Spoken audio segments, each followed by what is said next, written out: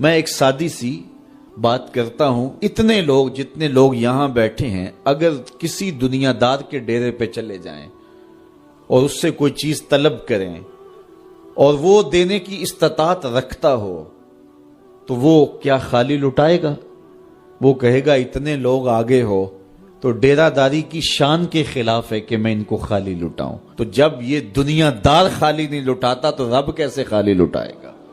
جب بندے اس کی دہلیز پہ چل کے آ جائیں تو وہ بندوں کی ضرورتوں کا کفیل ہے اور ان کے ہر درد کو جانتا ہے اور ان کی ضرورتوں کو پورا کرتا ہے۔ علماء نے کہا دعا ہر صورت قبول ہوتی ہے، یا تو یہ ہے کہ فوراً قبول ہو جاتی ہے، جو مانگا فوراً مل گیا، اور کبھی ایسا ہوتا ہے کہ فوراً نہیں ملتا، حکمت ہوتی ہے اور فوری دینا مناسب نہیں ہوتا تو اس کو فوری نہیں دیا جاتا، لیکن دعا بعد میں کچھ عرصے کے بعد اس کی ڈیمانڈ پوری کر دی جاتی ہے۔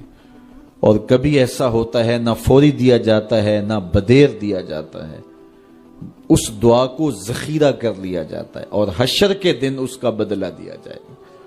اور روایت میں آتا ہے حشر کے دن جب ان دعاؤں کا بدلہ دیا جائے گا جن کا بدلہ دنیا میں نہیں ملا تھا تو لوگ آرزو کریں کہ کاش کہ دنیا میں کوئی دعا قبول ہی نہ ہوئی ہوتی، سارے صلے آخرت میں ملتے۔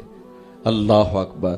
کبھی ایسا ہوتا ہے جو مانگا جاتا ہے وہ نہیں دیا جاتا، اس کے بدلے میں کچھ اور چیز دے دی جاتی ہے جو اس کی ضرورت ہوتی ہے اور جو اس کے لیے مناسب ہوتی ہے۔ وہ کچھ اور مانگ رہا ہوتا ہے لیکن اللہ اپنی حکمت کے تحت اسے کچھ اور عطا کر دیتا ہے۔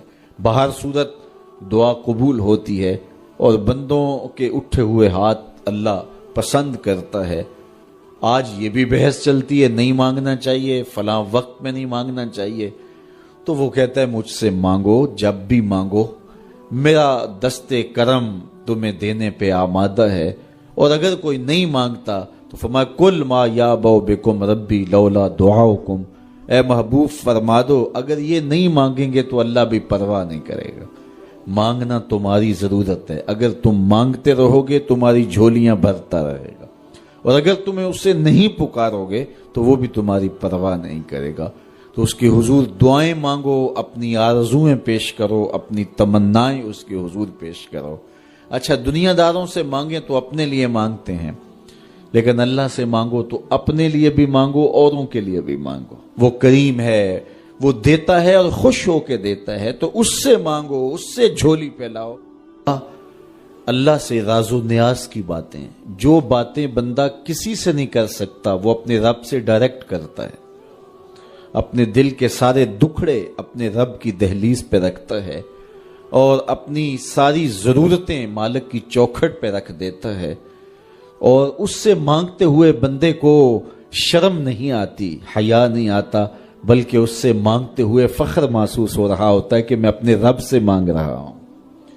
کسی اور سے مانگیں تو جھجک لگتی ہے، لیکن مالک سے مانگیں تو اپنائیت کا احساس ہوتا ہے کہ میں اس سے مانگ رہا ہوں، اس لیے کہ وہ ہمارا رب لگتا ہے، ہمارا اس سے ربط کتنا گہرا ہے۔ مسجد نبوی کا ایک کونا تھا اور ایک بندہ وہاں بیٹھ کے دعا مانگ رہا تھا۔ اس کے دعا کے لفظوں پہ غور کیجئے، اے اللہ میں تجھ سے اس لیے مانگتا ہوں کہ تو میرا اللہ ہے، تیرے علاوہ میرا ہے بھی تو کوئی نہیں۔